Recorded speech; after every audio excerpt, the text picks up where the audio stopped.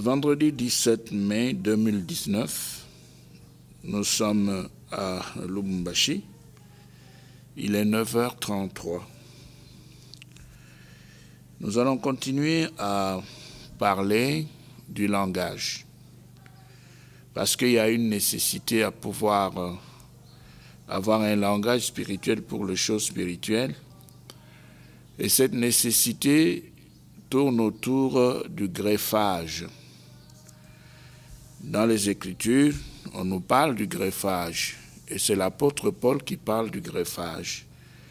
Il prend l'exemple de deux oliviers, l'olivier naturel symbolisé par Israël et l'olivier sauvage par les nations.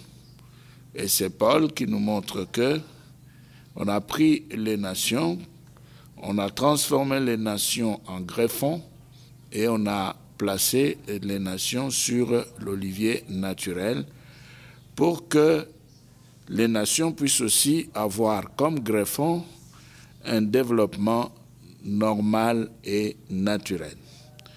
Alors, c'est pourquoi il y a nécessité d'avoir un langage spirituel pour les choses spirituelles. Mais avant que nous puissions aller beaucoup plus loin, nous voulons d'abord fixer le cadre ou les pensées en ce qui concerne le greffage. Le greffage, c'est le fait de pouvoir insérer une partie vivante d'une plante, que l'on appelle greffon, dans une autre plante, pour que, comme je venais de le dire, le greffon puisse avoir un développement normal. Mais à partir de ce mot « greffe », on peut tout de suite aussi penser à ce qui se passe dans les milieux judiciaires. Et là, on ne parlera pas d'une greffe, mais on parlera d'un greffe. C'est là où on va trouver le greffier, celui qui va s'occuper des PV de l'organisation des audiences. Mais ici, nous sommes dans un autre domaine, là où nous devons parler d'une greffe ou alors de l'opération de greffage. En médecine aussi, on parle du greffage. On parle du greffage dans le sens de ce qu'on appelle transplantation d'un tissu, d'un organe. Et quand on fait la transplantation en médecine, eh bien, on est aussi en train de greffer. C'est pourquoi les médecins ont l'habitude de nous dire que les greffons doivent être gardés ou conservés au froid, c'est-à-dire le remplacement des organes dans le corps humain. Mais on peut aller beaucoup plus loin. On peut aller beaucoup plus loin pour voir comment est-ce que les nouvelles lois, quand elles sont édictées et publiées dans un pays, les nouvelles lois peuvent aussi venir se greffer sur les anciennes. C'est comme ce qui se passe en économie quand on frappe une nouvelle monnaie et puis on met la monnaie sur le marché pour être utilisée. Très souvent, c'est l'ancienne qui chasse la nouvelle. C'est ce qui se passe parce qu'il y a affrontement dans le domaine du greffage.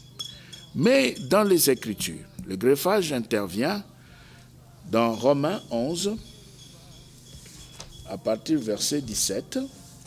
C'est Paul qui nous parle du greffage. Il dit ce qui suit. Romains, chapitre 11, et le verset 17 d'abord. Paul dit: Israël est comme un olivier auquel Dieu a coupé quelques branches. Un olivier auquel Dieu a coupé quelques branches.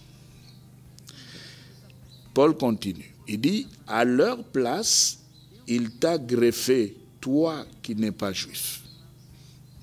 Il t'a greffé, toi qui n'es pas juif, comme une branche d'olivier sauvage. Tu profites maintenant aussi de la sève montant de la racine de l'olivier.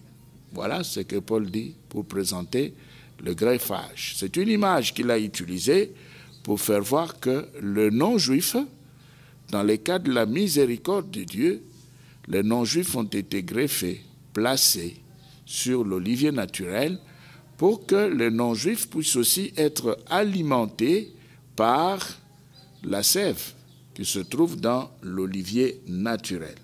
Mais Dieu pouvait toujours aussi transformer l'olivier sauvage en olivier naturel. Mais il avait préféré, il a choisi l'opération de greffage dans sa souveraineté. C'est ce qu'il a fait. Alors, au verset 18, toujours dans Romains 11, l'apôtre dit, « C'est pourquoi tu n'as pas à mépriser les branches coupées. » C'est-à-dire, on ne doit pas se moquer du fait que les Juifs n'ont pas accepté le Messie et se frotter les mains parce qu'ils sont perdus. Non, Paul dit, tu n'as pas à mépriser les branches coupées.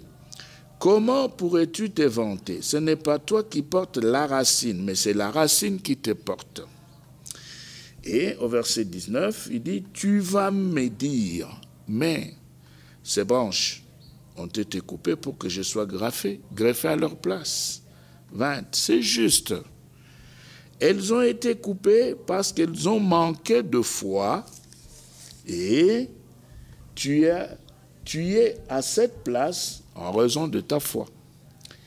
Mais ne t'enorgueillis pas, fais bien attention plutôt, car si Dieu n'a pas épargné le juif, les branches naturelles, prends garde de peur qu'il ne t'épargne pas non plus. Au verset 22, remarque comment Dieu montre à la fois sa bonté et sa sévérité. Il est sévère envers ceux qui sont tombés, il est bon envers toi. Mais il faut que tu continues à compter sur sa bonté, sinon tu seras aussi coupé comme une branche. Et si les Juifs renoncent à leur incrédulité, ils seront greffés là où ils étaient auparavant, car Dieu a le pouvoir de les greffer de nouveau. Toi, tu es la branche naturelle d'un olivier sauvage que Dieu a coupé et greffé.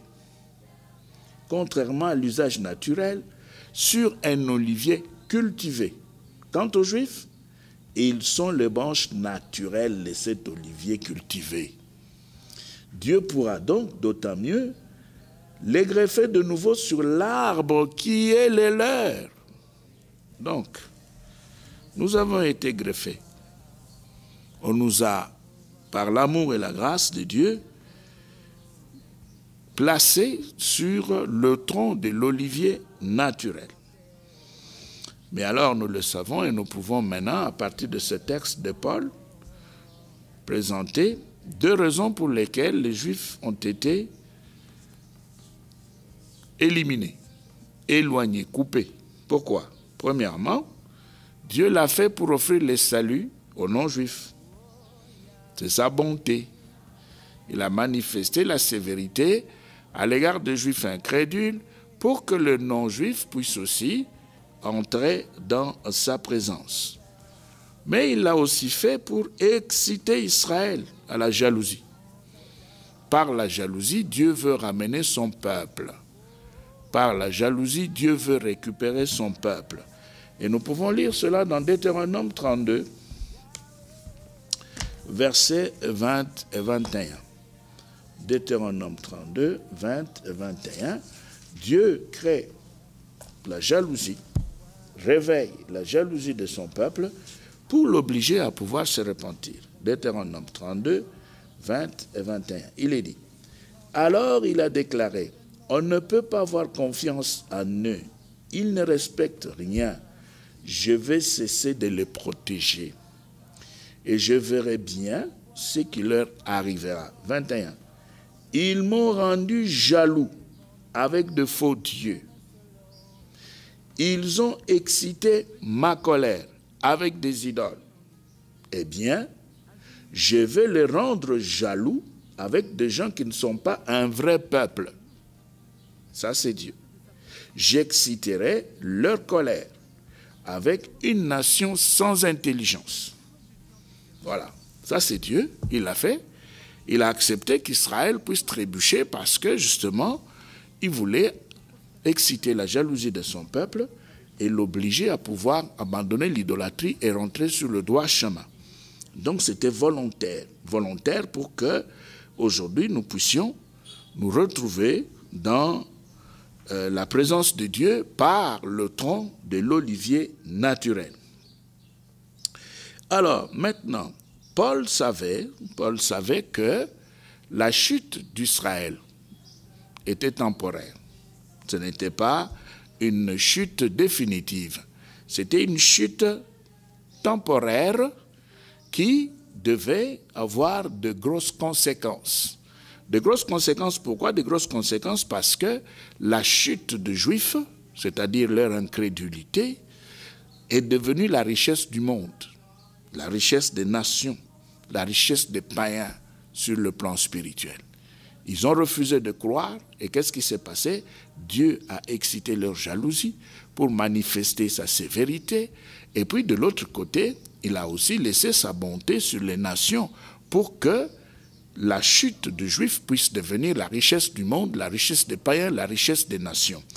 Et Dieu avait ainsi pris la décision d'ouvrir une porte pour que les nations puissent entrer.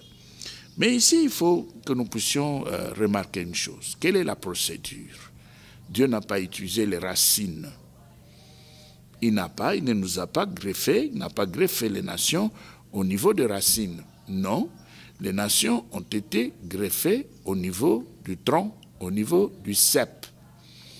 Et là, pourquoi? Parce que les nations greffées au niveau du cep devaient recevoir la sève pour vivre, se développer normalement. Alors, c'est un peu ce qui se passe dans le jardin. Nous pouvons rapprocher cela à ce qui se passe dans le jardin, juste après avoir créé l'homme, Adama. Eh bien, que fait Dieu? Eh bien, Dieu permet à cet homme de pouvoir dormir, oublier l'existence, oublier la réalité, devenir insensible. Et quand Adam s'endort comme ça, que fait Dieu? Dieu arrive, eh bien, il ouvre maintenant le corps d'Adam pour faire sortir Ève. Mais il n'est pas allé au niveau des pieds.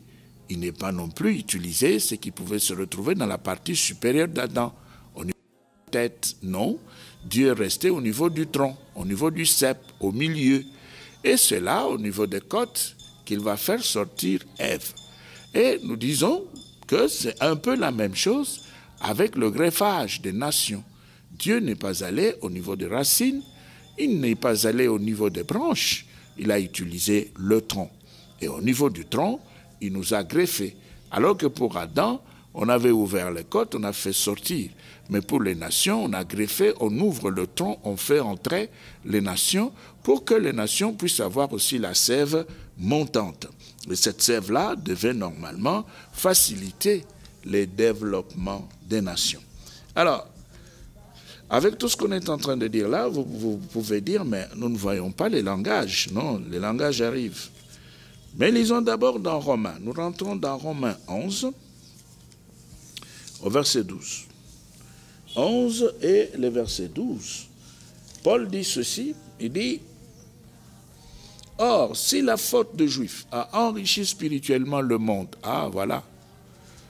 Il dit, « Si la faute de Juifs a enrichi spirituellement le monde, si leur abaissement a enrichi les autres peuples, combien plus grands encore seront les bienfaits liés à leur participation totale au salut, c'est-à-dire leur relèvement.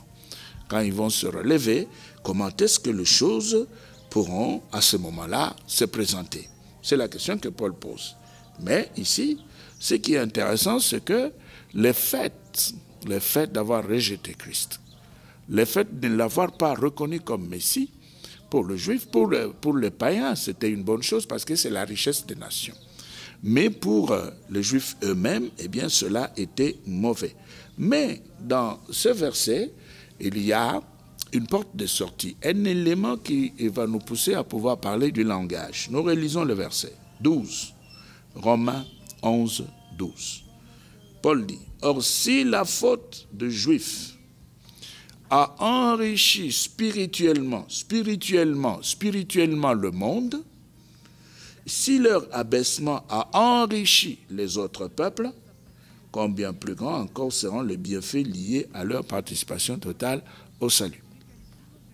Donc, la richesse des nations est une richesse spirituelle. Et c'est ce que Paul dit. C'est-à-dire, notre greffage nous a apporté le bienfait spirituel, pas le bienfait matériel. Alors, dans 1 Corinthiens chapitre 6, au verset 7, l'apôtre dit ce qui suit. 1 Corinthiens 6, 7, il dit, certes, le fait d'avoir des procès entre vous est déjà la preuve de votre complet échec. Pourquoi ne supportez-vous pas plutôt l'injustice? Pourquoi ne vous laissez-vous pas plutôt dépouiller? Ah, mais ici, on est déjà dans la vie sociale. Mais comment est-ce que l'apôtre peut? Non, là, je suis dans 5. Au chapitre 6, le verset 7. On va revenir dans 5. 6, verset 7. Oui, c'est ça. On va lire ça dans Osterwald. Comme ça, le texte sera plus ou moins bien rendu. Avant d'aborder le social, 1 Corinthiens 6, 7. Voilà. C'est déjà un défaut parmi vous d'avoir des procès les uns avec les autres. Pourquoi ne souffrez-vous pas plutôt qu'on vous fasse tort? Voilà. Pourquoi ne supportez-vous pas plutôt du dommage? Ça veut dire quoi? Ça veut dire que quand on est déjà dans le domaine spirituel, le matériel ne peut pas remplacer le spirituel. Mais aujourd'hui dans les églises aujourd'hui sur la terre, accepter qu'on puisse ne pas avoir l'argent, les biens matériels, ça devient un problème. Et Dieu est condamné pour cela. Il est condamné parce qu'il ne donne pas les bénédictions matérielles. Mais on oublie une chose importante, c'est que la richesse du monde, la richesse des païens, ce n'est pas le matériel, c'est l'esprit. C'est l'esprit. C'est l'esprit. C'est comme ça, dans les quartiers africains, on crie tout le temps, etc., etc. C'est comme ça que ça se passe partout. Dans les cités africaines, les pays sous-développés, c'est comme ça, on a les marchés partout, dans tous les coins. Alors, ici, le social ne nous intéresse pas. Ce qui nous intéresse ici, c'est le spirituel, parce que la richesse que Dieu nous a donnée, c'est une richesse spirituelle. Et cette richesse spirituelle finira bien par provoquer la bénédiction matérielle, mais elle doit d'abord s'installer dans le chrétien, dans la personne qui est venue et qui a été greffée. Parce que c'est ça la richesse du greffage, donner la richesse spirituelle. Maintenant, quand la richesse spirituelle est donnée, qu'est-ce qui va alors se passer? Eh bien, le chrétien doit savoir qu'il n'a rien à voir avec la terre d'Israël, mais l'esprit de son Dieu. Il y a les dieux d'Israël qui a accepté le greffage, qui est devenu les dieux des nations. Il est en même temps Dieu d'Israël et Dieu des nations. Et s'il est Dieu d'Israël et Dieu des nations, pour Israël, c'est la terre, les racines. Mais pour les nations, ce n'est pas la terre. Ce ne sont pas les racines. Pour les nations, c'est l'esprit. Voilà pourquoi il faut avoir absolument un langage spirituel pour les choses spirituelles. Parce que notre richesse à nous, c'est une richesse spirituelle. Ce n'est pas une richesse matérielle. Nous n'avons rien à voir avec la terre d'Israël. C'est pourquoi, dans 2 Corinthiens, au chapitre 5, 2 Corinthiens, chapitre 5, à partir de 18, l'apôtre Paul est en train de parler, et ce qu'il est en train de dire, il le dit pour nous fixer davantage sur le plan spirituel. Qu'est-ce qu'il dit? 2 Corinthiens 5, 18. L'apôtre dit, « Tout cela vient de Dieu, qui nous a réconciliés avec lui par le Christ, et qui nous a confié la tâche d'amener d'autres hommes à la réconciliation avec lui. Car, par le Christ, Dieu agissait pour réconcilier tous les humains avec lui, sans tenir compte de leurs fautes. Et il nous a chargés d'annoncer cette œuvre de réconciliation. Il nous a chargés d'annoncer cette œuvre de réconciliation. Ça veut dire, bon, disons-le simplement, c'est l'évangélisation. C'est le fait de pouvoir présenter Christ à tous ceux-là qui vivent encore très loin. Mais il y a un problème avec les Africains qui reçoivent la parole de Dieu. Parce que pour les Africains, Dieu doit venir pour résoudre le problème d'ordre matériel. Pour les Africains, Dieu doit être là et Dieu devra tout faire pour donner la richesse matérielle, donner l'argent et développer les pays. Mais on oublie que on est le résultat d'un greffage. On a été greffé sur le tronc.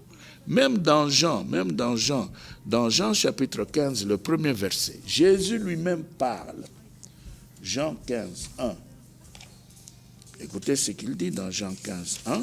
Il dit, « Je suis la vraie vigne, et mon Père est le vigneron. » La vraie vigne, et mon Père est le vigneron. Il enlève tout rameau qui, uni à moi,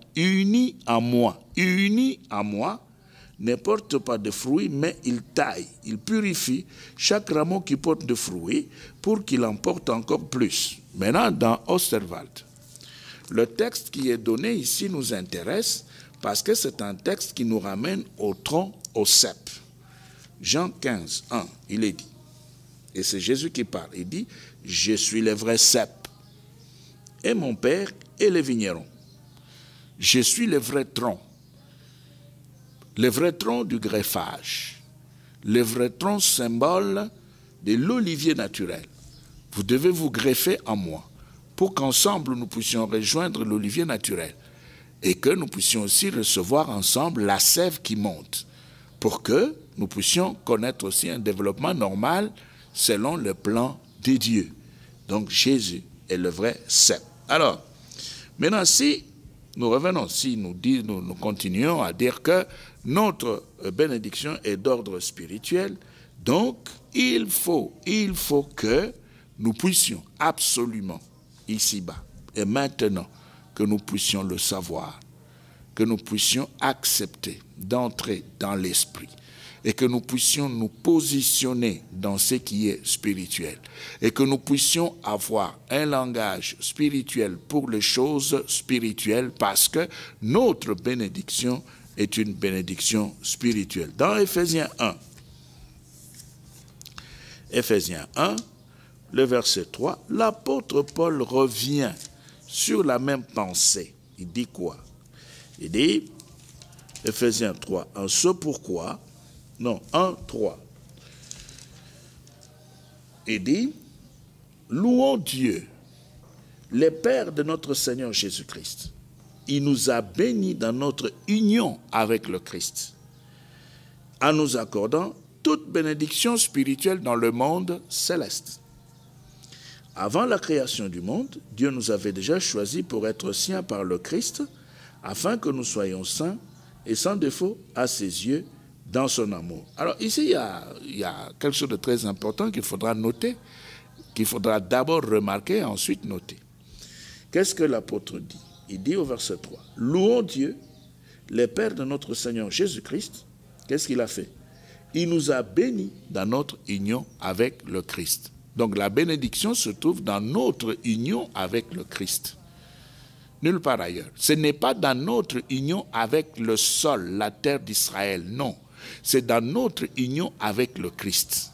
Alors, maintenant, il continue. Il dit, en nous accordant toute bénédiction spirituelle dans le monde céleste. Bénédiction spirituelle, pas sur la terre. Pas de bénédiction matérielle, mais de bénédiction spirituelle dans le monde céleste. Mais quand on présente cela, on dit bénédiction spirituelle dans le monde céleste, eh bien les gens trouvent que, comme c'est spirituel, ça ne sert à rien, parce que nous, on est à la recherche de choses matérielles. Nous, on cherche l'argent. On a besoin de belles maisons. On a besoin de beaux véhicules, des véhicules hautement cylindrés. On a besoin d'argent. Mais maintenant, vous nous parlez de la bénédiction spirituelle qui se trouve dans les lieux célestes. Qui pourra aller vivre dans les lieux célestes? C'est tout simplement de l'ignorance. Tout simplement de l'ignorance, parce qu'on a les yeux rivés sur les choses de la terre. Et c'est pourquoi l'idolâtrie commence aujourd'hui à prendre une grande place dans l'Église. Et cela dans les enseignements. Pourquoi? Parce que simplement, les gens ne supportent pas de pouvoir rester dans les lieux célestes en Christ selon la parole de Dieu pour jouir des bénédictions spirituelles. C'est ainsi que des enseignements rattachés à la prospérité matérielle, ces enseignements sont donnés. Les enseignements rattachés à l'obtention d'argent, ces enseignements sont donnés. Et avec beaucoup d'insistance, jusqu'à demander même aux gens de respecter la monnaie. Quand vous respectez la monnaie va vous rechercher. Ça, ce sont des enseignements diaboliques qui n'ont rien à voir avec la parole de Dieu.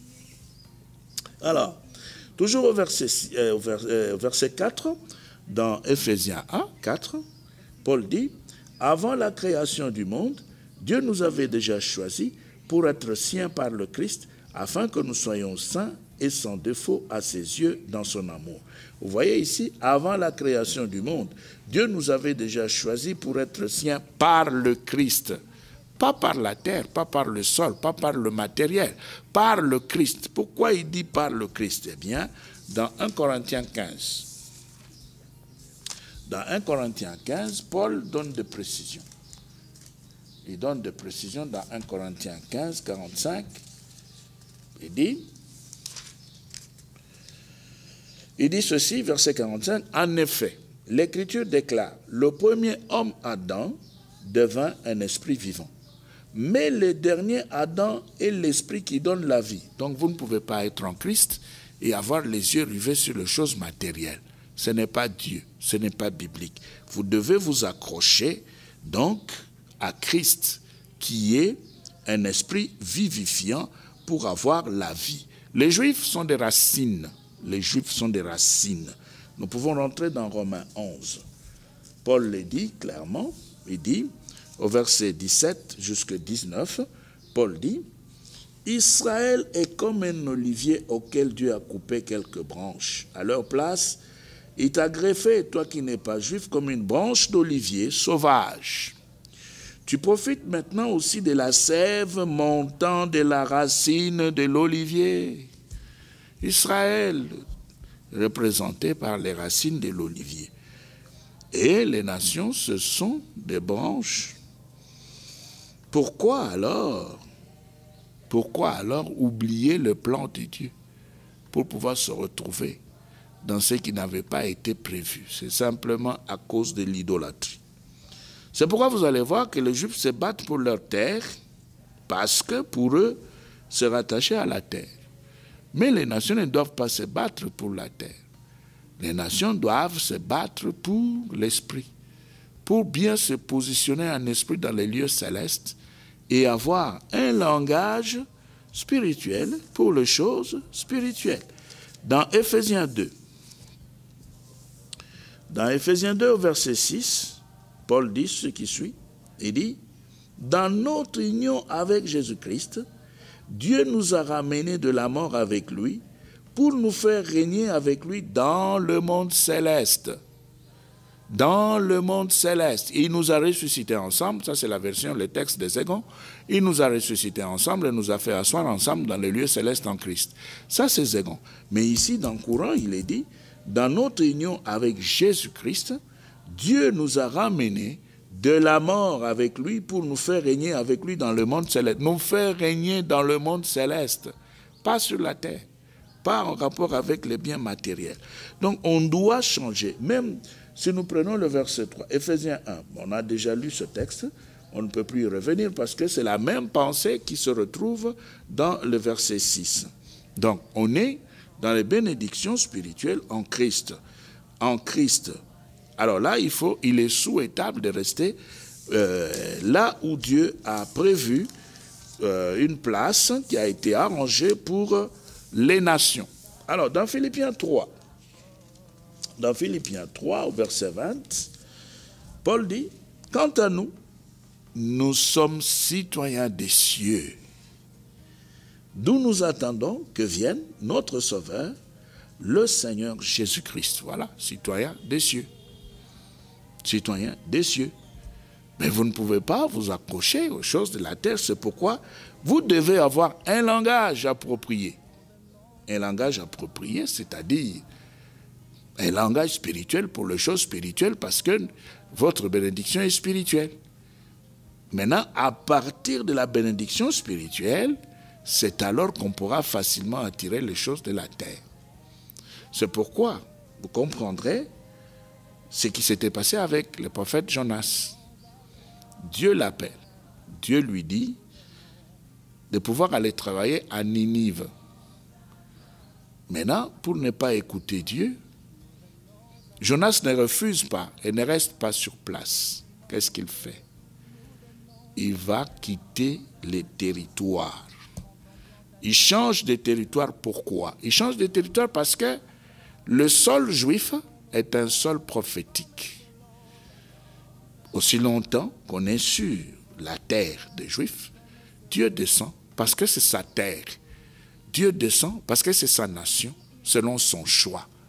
Maintenant, Jonas savait que partout où il pouvait se retrouver sur le sol israélien, Dieu allait toujours parler. Il ne pouvait pas le faire taire. Et qu'est-ce qu'il fait? Il quitte maintenant le sol israélien. Il paye le ticket pour se retrouver à Tarsis. Et maintenant, dans le bateau, comme il était déjà sorti du territoire de la prophétie, Dieu ne va plus lui parler. Il envoie un poisson les récupérer pour le ramener. Les récupérer pour le ramener. Il devait rentrer sur le territoire prophétique pour continuer à recevoir les instructions de la part de Dieu. Comme il était sorti, Dieu n'a pas parlé. Et qu'est-ce qu'il a fait? Il a envoyé un poisson et le poisson est allé récupérer Jonas et il l'a ramené sur le sol. Et c'est alors que Jonas va se retrouver à Ninive et de nouveau il va commencer à réécouter Dieu. C'est ça le problème de la terre d'Israël. Et nous sommes en esprit, il nous faut donc un langage spirituel pour les choses spirituelles. Que Dieu vous bénisse. Contemplant ta gloire et ta beauté, élevons nos voix.